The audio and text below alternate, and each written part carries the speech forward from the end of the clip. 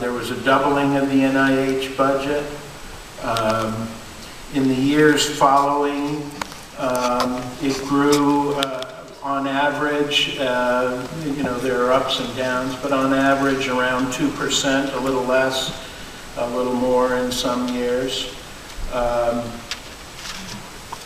The Recovery Act provided $10.4 billion to NIH. Of that total, $1.3 billion were for grants for lab construction and instrumentation. $500 million was for in-house construction, and all the rest was for additional research grants covering roughly 2 years.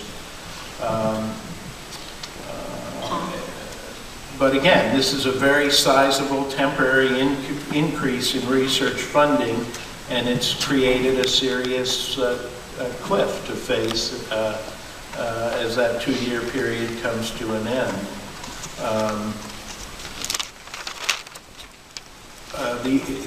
The H.R. 1 bill that passed the House would have made a substantial cut in FY11 funding, about $1.6 billion or 5.3%. That legislation also had language putting a ceiling on average grant amounts, which created a lot of concern in the research community. The final agreement for FY11 dropped that language and made a much smaller cut to NIH, $260 million, or about 0.8%. That's before the across-the-board, which brings it closer to a 1% cut. $50 million of that $260 million cut is from NIH in-house construction budget, and the rest is essentially a proportional cut to all NIH institutes.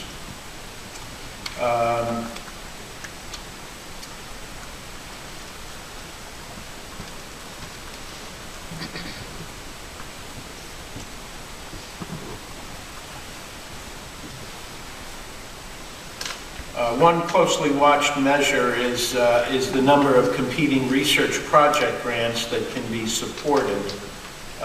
In FY10, the number was about 9,385. For FY11, NIH thinks it will only be able to support about 9,050 grants.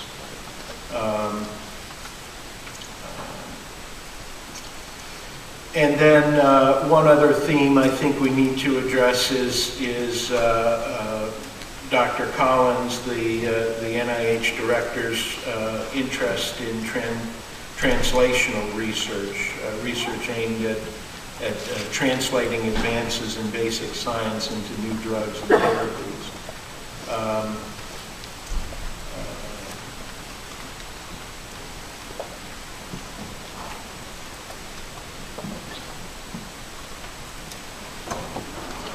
There was some interest in launching a new program in FY 2011, but the current CR does not include language for either for NCATS or for the Cures Network authorities. It's just a very heavy lift to start new programs in an austere context. But we do expect a 2012 budget amendment that would formally propose this translational approach and perhaps a new institute, and we'll have to see how that fares. I guess finally, two other areas very quickly I'll address. One is defense, and